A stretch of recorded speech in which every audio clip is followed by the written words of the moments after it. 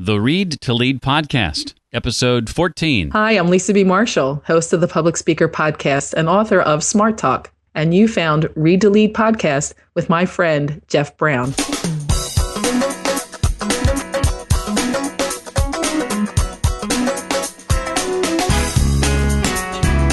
As important as nonfiction is, you got to remember that stories will fire your imagination in ways that nonfiction will not. Welcome to the Read to Lead podcast with Jeff Brown. Jeff believes that if you desire to achieve true success in business and in life, then consistent and intentional reading is a must. The Read to Lead podcast will not only help you narrow this ever-important reading list, but also bring you key insights and valuable feedback from some of today's most successful and inspiring authors. And now, here's Jeff. It's the podcast dedicated to one of our passions. Of course, that passion is reading. And my goal is to help you develop a more intentional and consistent reading habit, in part because I believe that reading is essential to your success in business and in life. Each week, we sit down with another successful and inspiring author and chat about their latest book, but also their thoughts on leadership, personal development, career, business, entrepreneurship, and a lot more. In this episode, we'll chat with New York Times best-selling author of The Traveler's Gift and The Noticer, Andy Andrews. We'll spend much of our time today on his brand new book, The Noticer Returns. And be sure you stick around till the end of the show to learn how you can win one of 5 copies of Andy's new book. But first, this episode is brought to you by Brown Nose Media. That's Brown, Knows Media. They specialize in mobile apps and websites specifically for small to medium-sized businesses. If your website is in bad need of a refresh, or you're tired of having to depend on someone who isn't even a part of your business anytime you want to make updates, then it's time you gave Brown Nose Media a call. They'll not only build you a great site, but they'll give you the tools you need to make the changes and additions on your own when you want, anytime. In other words, you're in control. Contact Brown Nose Media today to find out how they can help you set your site free. And during October only, get $500 off the cost of your site build when you mention the Read to Lead podcast. Visit brownnosemedia.com for more. That's Brown, KNOWSmedia.com. Andy Andrews has been hailed by one New York Times reporter as someone who's quietly become one of the most influential people in America. He is a best-selling novelist, speaker, and consultant for the world's largest corporations and organizations. He's spoken at the request of 4 different United States presidents and recently addressed members of Congress and their spouses. One of my favorite authors, Zig Ziglar, said Andy Andrews is the best speaker he's ever seen. Andy is the author of the New York Times bestsellers The Traveler's Gift, The Noticer, and How Do You Kill 11 Million People. He lives in Orange Beach, Alabama with his wife, Polly, and their 2 sons. And his new book, The Noticer Returns, is being released, I believe, the same day this interview is being published. Andy will correct us if we're wrong on that. Tuesday, October 1st, 2013, and we are thrilled to have him as our guest today. Andy, welcome to the Read to Lead podcast. Hey, Jeff, I am honored to be here. Thank you for taking the time. And was I correct, the book releasing October 1st? Yes, October 1st. Well, in the introduction, we refer to you as a novelist, and I looked up the word novelist in the dictionary, and it says one who writes novels. Well, I guess that's me, you know. And so someone listening to this right now might be scratching their heads to some degree because they're thinking, well, I thought the Read to Lead podcast was about interviewing inspiring and successful nonfiction authors. And in the prologue of your book, you share about how much difficulty the publishing industry has had attempting to categorize your books. I would categorize many of them myself as of the personal development variety. What would you say to that? You know, I think so too. I think but it has been very weird through the years. When The Traveler's Gift came out, you know, it had taken us a while to get that published. And so when it really hit, the Good Morning America made it their book of the month. And so it really hit, and the New York Times had it on their list. It was on the New York Times list in fiction. And at the same time, the Wall Street Journal put it on their bestseller list in nonfiction. And then the New York Times changed it to nonfiction and back to fiction. Barnes & Noble had it in self-improvement. Amazon had it in literature. Publishers Weekly put it in religion. And And finally, the New York Times put it in business, where it stayed for several months. Wow.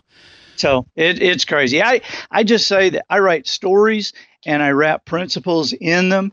And so that's really, I don't know. I don't really know what a novel is, I guess, either. But I write stories, and I think that stories connect with people in a way sometimes that textbook style writing does not. And so that's what I do. Well, we recently had on the show a guy you probably know named John Acuff, who in his latest book, Start, talks about the two paths that we can travel in life, the path of average and the path of awesome. And I think a lot of folks struggle with that a great deal because the path to average is a lot easier than the path to awesome. And the way it's sort of laid out in The Notice of Returns is this average life versus the opportunity for an extraordinary life. How do you define the difference between those two? Well, average lives, you're right, it is an easier path, but it's also, I guess, just an obvious path. And so more people take that because there are more people promoting that path. I have clients who, besides writing and speaking, I have, a few clients. I work with some football teams and some corporations. And one of the things I always tell them right as we begin is I'm not interested in a normal level of improvement. I am really interested in extraordinary levels. I'm not interested in increasing, 7 to 10% a year. I say if we can't go for 200 or 300% a year, we're wasting our time. And so I tell them, I said, I'll tell you what your enemy is going to be right off the bat. Your enemy is going to be thinking that says, well, I hear you, but that's not the way this industry works.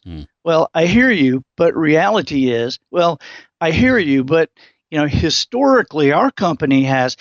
And so, in the Notice of Returns, Jones, this old man in this book is dealing with a younger guy. And he gives him this secret principle of extraordinary achievement. And I'll do it for you real quick. It goes something like this. But before I say this, let me just throw this in there because this is funny to me, Jeff, that anybody who hears this is very easy to agree with. Mm-hmm. It's a little harder to put into practice. But here it is. If you're thinking like everybody else is thinking, and you're doing what everybody else is doing, you're probably doing something wrong because everybody is not achieving results that we would all look at and call extraordinary. Mm. So if you're thinking like everybody else is thinking and you're doing what everybody else is doing, you're probably just contributing to the average. Even if you're in first place, even if people are pointing to you and saying, aren't they doing great? Mm. Chances are you're contributing to the average at a high level. But a high average is still average. Do you want to be average? Do you want to raise average children? Do you want to have an average marriage? Do you want to have an average amount of financial success? Do you want to have average influence in your community? No. If I gave you a magic wand, you would flip that magic wand around in every part of your life and make every part of your life absolutely extraordinary, right? Absolutely. Well, if you would, then we have to be very careful and watch ourselves when we start thinking like other people are thinking and doing what other people are doing, because the results of that are average results, and that's not what you said you wanted. You write a lot about standards in the Notice of Returns as well, and I'm curious to know, why are those so important in your view, and which ones do we need to set for our lives? Well, I think that the standards that we set for our lives are different in other, in different cases. However, I think that, in this particular book, that at that time, and I know what you're talking about, Jones is dealing with a parenting class. And there's 4 major things that he deals with in this book. One is parenting. One is business, how to start your own from nothing and create an incredibly profitable business very quickly, and how to top the competition. And number 3 deals with Alzheimer's, and number 4 with death. Well, with these standards, that is what has been lacking for several decades anyway with the parenting issues in our society. Mm. And I have come to believe, Jeff, that that parenting is the actual fulcrum that our culture tilts upon. Because if you look back, and well, let me just tell you this, dealing with teams and athletes and corporations, there are many times. In fact, I can't think of a single time in the past couple of years that I haven't dealt with a disaster in some human resources area, some disaster, some person did something or said something that really, when you looked at it, you realize, man, this is an adult. But the reason this adult is acting this way or doing this, it's a parenting issue. This should have been handled when they were 8. Wow. and so when I say that that parenting is the fulcrum our society balances on, you think back 70 years ago to what we all consider the greatest we ever were. And that's the greatest generation. We look at that generation of people, and across the board, Democrats, Republicans, liberals, conservatives, Christians, atheists, everybody agrees that group of people, man, that's the best we ever were. They contributed more, they produced more, they became more, they sacrificed more. But when you look at them, you really have to give the credit, not to them, but to their parents and grandparents. Right. Because what standards did those parents and grandparents enforce? What standards did they raise those kids by to achieve such incredible results? And then you look at a decline in our society over the past 70 years, and you look at today, and you can't help but say, wow, parenting is to a great degree responsible for this too. Well, this kind of goes along with that then. What do we as a society need to do in order to change our culture? Does it start and end with parenting, or are there other aspects of that? There are other aspects of it. And I know, as you were asking that question, I was like, wow, I didn't really answer his other one. But that, my wife would tell you that's like a common theme in our house. But and very quickly, I think the reason that standards are so important is because if you look at the definition of a standard is one thing. A standard is the highest level of something that is agreed upon by everybody. That's a standard. And so when you look at a society today of parents who have, or business people or politicians or whatever you want to do, you look at society today that has agreed to disagree on what the standard is. Right? I mean, these parents may raise their kids this way, and these parents raise their kids this way, and neither can convince the other of anything. So they just kind of agree to disagree. Well, that means that they have a standard, and they have a standard, and Jeff, you and I are probably somewhere in the middle, and so there's another standard, and so a society with many standards means that there is a society with no standard, and this is frankly what happened to Rome. And so when we look at our businesses and we look at where we're going, it is very important to know what our standards are, is to create the results. I had one of my clients asked me not too long ago, he said, now you work with Alabama sometimes, right? And I said, right. He said, well, you always talk about results, and Nick Saban always talks about process. So what is that? And I said, well, number one, I'm there every now and then. Nick's there every day. Mm-hmm. I said, and but to create an effective process, you first have to have a result. You have to have that standard established. What are you gunning for? What are you running for? Because only when you determine that standard and when you determine that result there, then you can build a process to move toward it. And that standard never moves. And so the process may be broad at the beginning, it narrows and narrows the closer and closer you get, because you're refining it every step of the way. And so the idea is that we work toward a point. Otherwise, what we do is we become parents or business people, and when people say, well, so what are you trying to do here? We say things like, well, man, I'm doing the best I can every day. I'm just out there after it. I'm doing the best I can. But doing the best I can is not a standard. I mean, that varies from day to day, maybe from hour to hour. One of the things in the book that I latched onto that Jones is so adept at is giving people new perspective on the issues they're facing in life. How can readers find new perspectives on the problems they're facing or experiencing? In other words, how can they find a noticer of their own? I think that a huge part of finding a noticer of their own, and Jones called himself a noticer because he said when they were passing out, when God was passing out talents, I didn't get the cool ones. I can't run fast. I can't sing great. But I noticed little things that make a big difference in people's lives. And one of the big things that Jones taught me to notice is perspective, and how perspective on a situation is so much more important than shoving an answer in there, where an answer, sometimes it's not, sometimes great answers are a matter of timing. And you can shove something in there that'll get you somewhere, but it's not that perfect thing. And so he says, perspective brings calm. Calm leads to clear thinking. Clear thinking yields ideas, and from ideas, we get answers. And so in our lives, to have a great perspective on situations is, in most cases, to understand reality in an extreme manner. And what I mean by that is, when somebody says, wow, I'm just, I'm in a bad place in my life, we're going through a lot of crazy stuff right now. And so to understand, to have perspective on that would say, well, perspective is, well, that's not a big deal. That's kind of a normal part of life.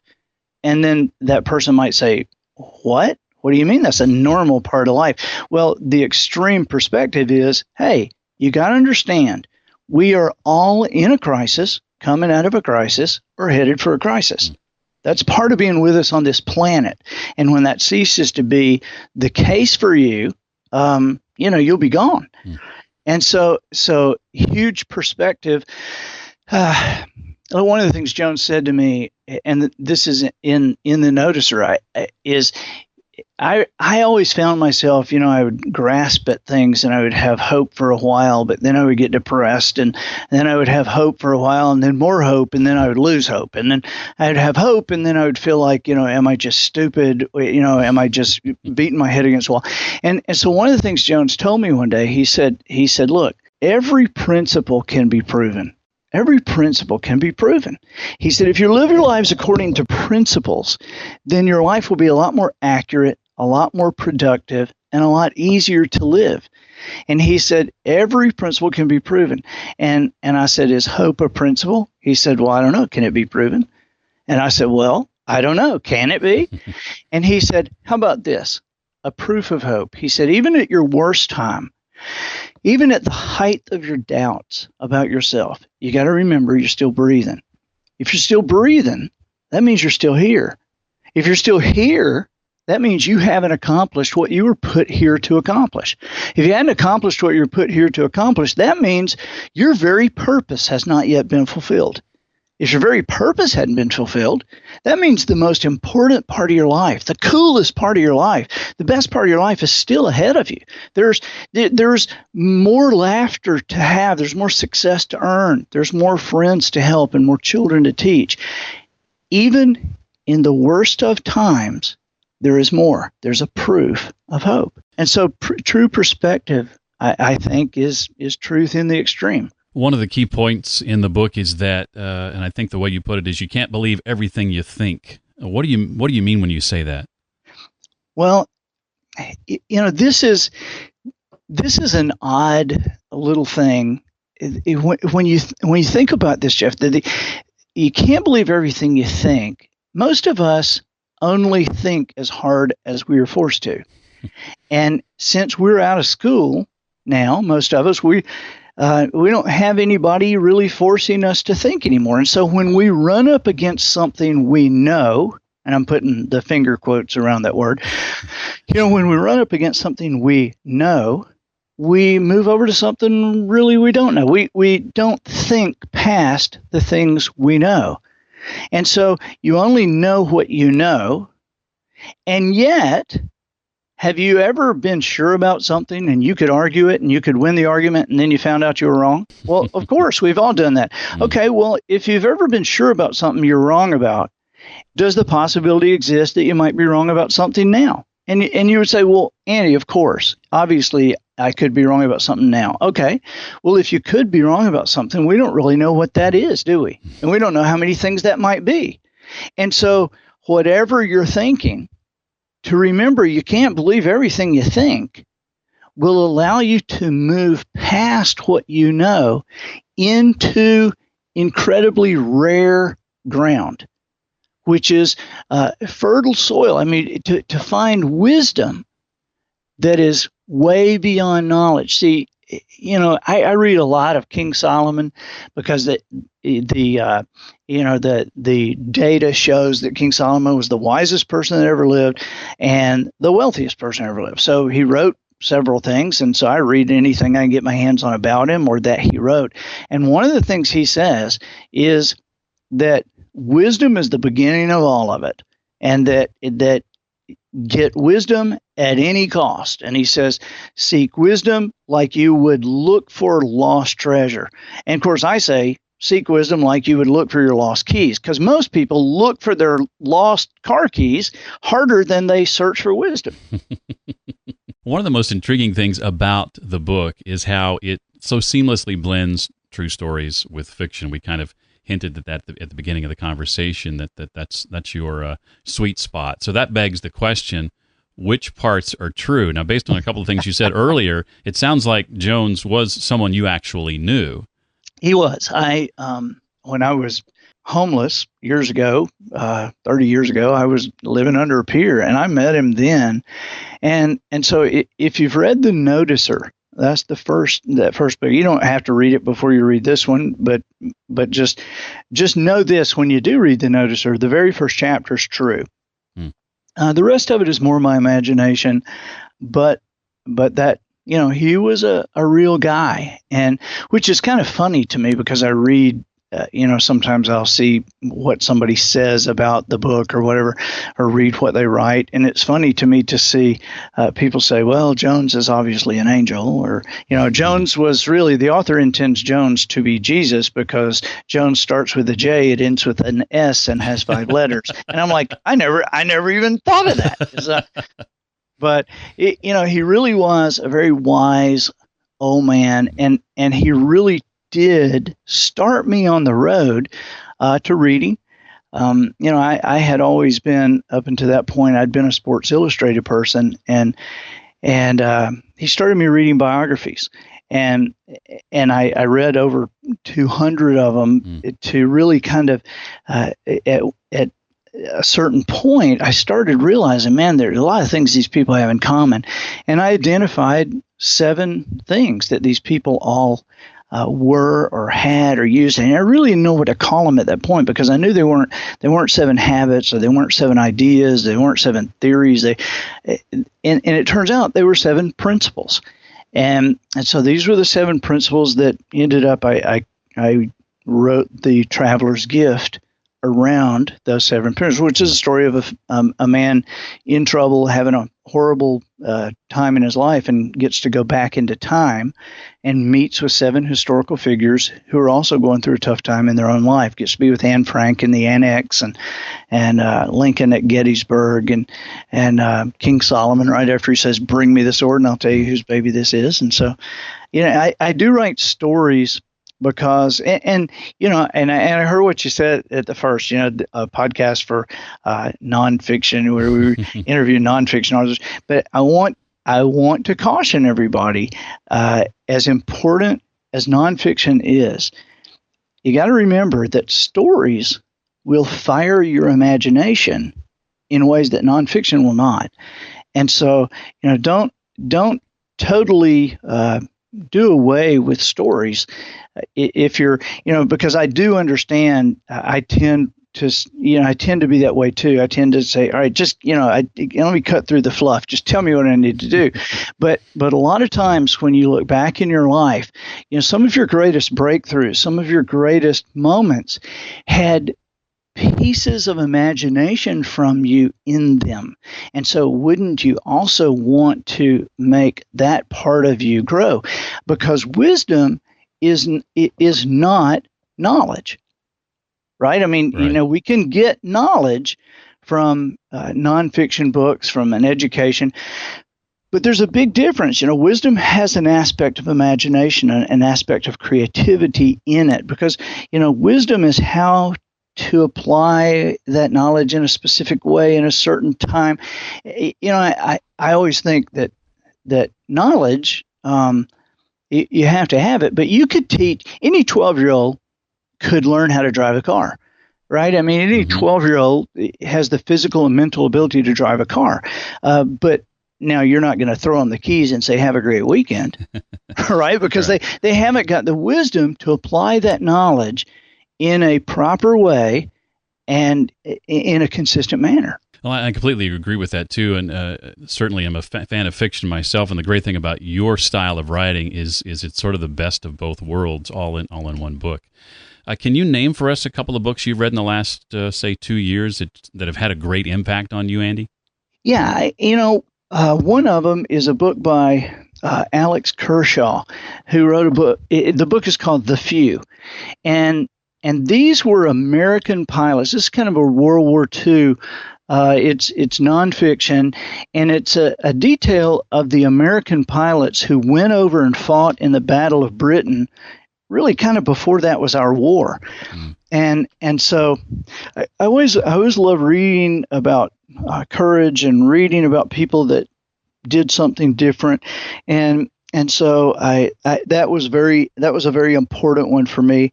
Another thing that I and I'll just tell you, I just love reading this guy. His name is Bernard Cornwell, and it's really kind of guy books. He writes historical fiction, and I read him because he teaches me how to tell a story. And so it's I think that's another part of storytelling. I mean, you can have all the facts in the world. You can have all the knowledge in the world.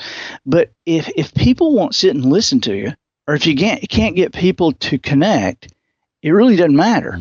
And so there is a method of communication that comes from your imagination that I think will propel you in business, will propel you in parenting, and I think that's what my character Jones really tries to teach. Well, before we wrap up, Andy, I know time is tight. Tell us where we can find you online, website, Twitter. In other words, how can fans of your work connect with you the best? Well, I'm andyandrews.com. I have a podcast too, and it's called In the Loop with Andy Andrews, and you can subscribe on iTunes or go to our website. I'm on Twitter at Andy Andrews, and on Facebook. Just on Facebook, find Andy Andrews and click like. I will be your friend. And I really am active in those areas because I really believe all of us are better than one of us, and I love learning from other people's experiences and their stories, and man, I very much appreciate your time and appreciate what you're doing.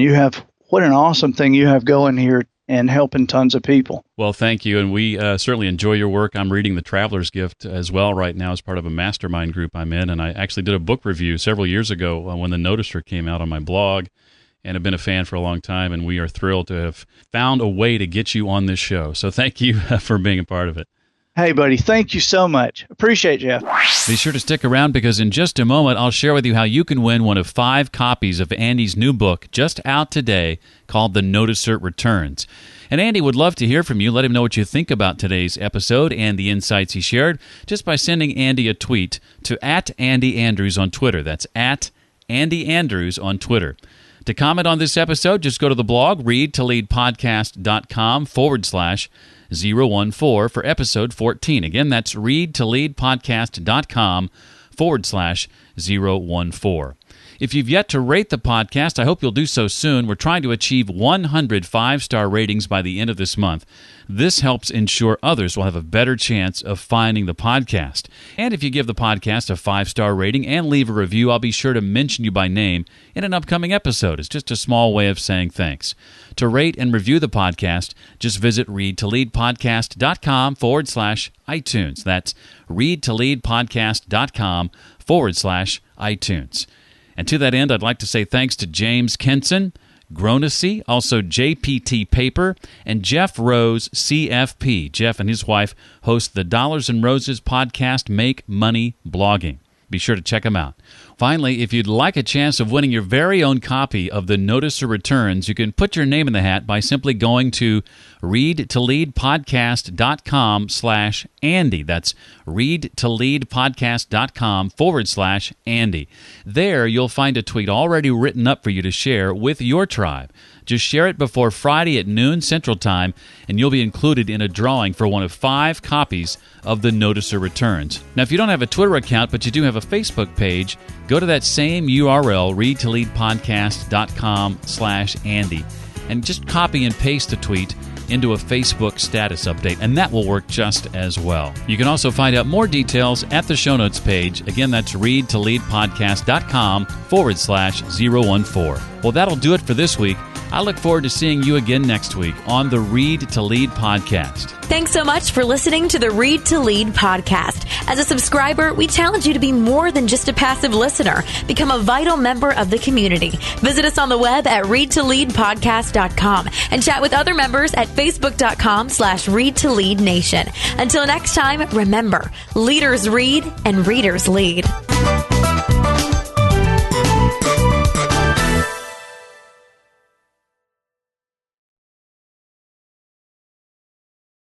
Boom, chick, chick, boom, chick, chick, boom, chick, chick, boom, chick. Oh, what a beautiful morning. Oh, what a beautiful day. I've got a beautiful feeling. Everything's going my way. There's a bright golden haze on the meadow. There's the bright golden haze on the meadow. The corn is as high as an elephant's eye, and it looks like it's rising right up to the sky.